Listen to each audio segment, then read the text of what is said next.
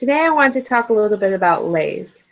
A lot of times our vision of a lei is somebody stepping off a plane and getting a fresh string of flowers put around their neck.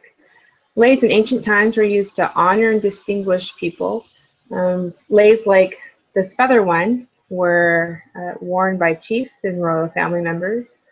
Leis like the sports teeth one were worn by hula dancers for rituals.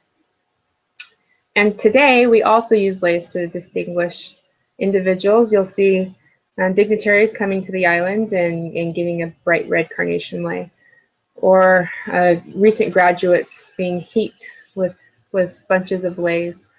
But nowadays we also wear them just because it's a part of being Hawaiian, because it's a part of being beautiful and recognized. This lei right here is made out of ribbon.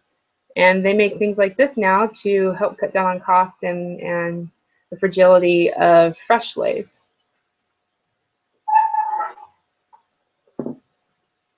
Today we're going to talk about making a Wili lei. Wili means to weave or be intertwined. And so in a Wili lei, you have a base with materials, usually plant materials, and you actually wrap and weave them together. You start with about 10 strands of raffia, long, strong strands of raffia. You choose whatever plants you want. This is leather fern, and just some flowers. And you start by prepping. You begin by prepping yourself. You want to make a lei when you're feeling happy, when you have good charitable thoughts and feelings. The thought is that if you have angry thoughts or feelings or frustrations and you're making something like a lei or a quilt or an article of clothing, especially if you're making it to give away, you will sew or weave those feelings into that article. And then when you give it, you're also giving away that ugliness. So you always want to have good thoughts and feelings when you're making an article, so that you can also weave in those good thoughts and feelings and gift those as well. The next thing you want to do is prepare your area, because this can get kind of messy. Drop cloth, newspapers, whatever you want to do to make it an easy cleanup. You're going to take your plants and trim them. I cut these down and want them to be about that long, and then I strip these off the sides to help fill things in. I take my flowers and I trim the stem to about that long enough to weave in. And then I chose a pattern. I decided I'm going to put 4 leaves, then a purple flower, and then a yellow flower. And it makes that easier when you're putting everything together. And then you make your base. About 6 strands of raffia, braided together for strength. The length of whatever you're going to put the lei around, like my wrist, and then about 6 inches more on each side for tying.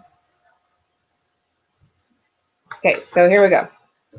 You take your raffia, your braid, and then the piece that you're going to weave with. And you lay it, start about 6 inches down, lay the raffia pointed down, and you wrap. Maybe 2 or 3 times, pretty tight, just to give it a start. Then you add your greens and just wrap until you feel it secure. Then you add the flower, and I decided I'd do purple and then yellow, and you wrap.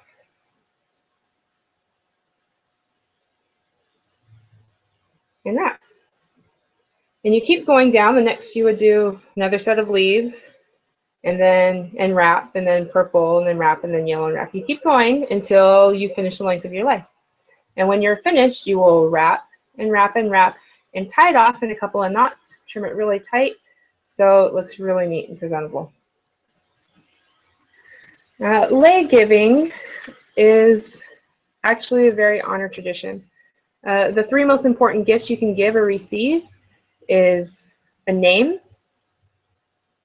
a chant or a song, or a lei.